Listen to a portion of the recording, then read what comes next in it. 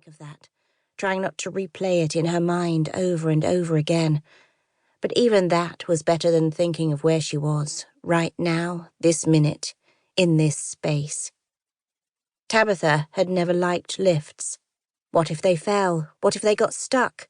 She always took the stairs. When she went to London, she hated the underground. Once, she had been on a train during rush hour standing up, crammed among the hot bodies, and the train had stopped between tunnels. There had been a muffled announcement, which she couldn't understand. It had stopped for 5 minutes, 10 minutes. It was in the summer, and the heat was stifling. Gradually, Tabitha had thought of the solid clay and brick between her and the surface.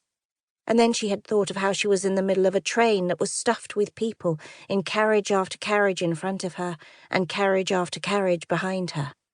She had felt an impulse which she could barely stifle, to scream and fight her way out.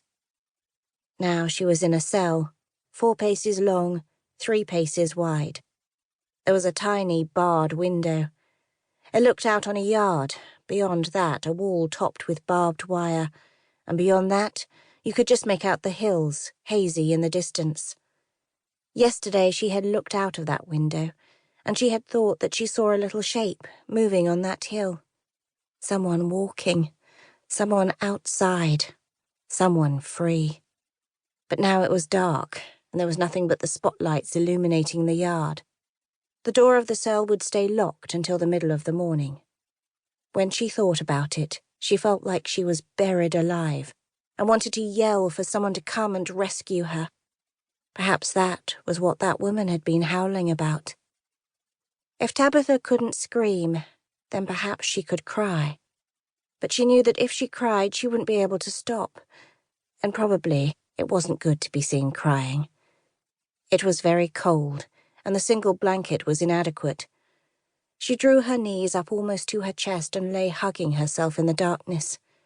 She smelled different, of prison soap and hair that needed washing, something slightly mouldy. She closed her eyes and thought of the sea, waves swelling and cresting onto the rocky shore. Thoughts came in long, dark curls, and she tried to push them away. There was another scream, then someone banged on a door far away.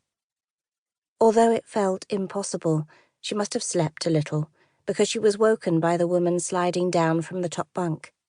It seemed to take a long time. Her feet came first, long with purple-painted toenails, a tattoo of a spider on the right ankle. Then her legs in grey jogging pants, on and on. Then a black t-shirt, riding up to show a ring in the belly button. Finally, a smooth, oval face, long, thick, dark hair with a fringe, circular hoops in her earlobes. She was very tall, maybe 6 feet, and looked strong. In her late 20s, perhaps, although it was hard to judge. Tabitha hadn't seen her last night, not really. She'd just climbed into her bed and pulled the blanket over her head and lain there. "Hi," she said now. The woman didn't reply. She went across the cell and opened the little curtain. That was another thing. The cell had been built for 1 person. Now it had bunk beds, 2 chairs, 2 narrow tables, 2 tiny chests, a sink and a toilet with a little curtain rigged up in front of it. The woman tugged her trousers down and sat on the bowl. Her face was quite expressionless. It was as if she were alone. Tabitha turned to the wall, wrapping herself in the blanket so that she couldn't hear. The toilet flushed and taps were running. Tabitha waited till the woman was done, then climbed out of her bed and washed herself under her arms, splashed water on her face. Then she pulled on canvas trousers, a t-shirt and a sweatshirt. She slid out her sneakers from under the bed. "I'm Tabitha," she said. The woman was methodically brushing her hair. She looked down at her. She must be almost a foot taller than me, thought Tabitha. "You told me that last night." There was a pause. "What's your name?" asked Tabitha. "Michaela. I told you that as well." There was a rattling sound at the door, and it was unlocked and the door pushed inward. A stringy, colourless woman was standing next to a trolley with 2 stainless steel urns on it.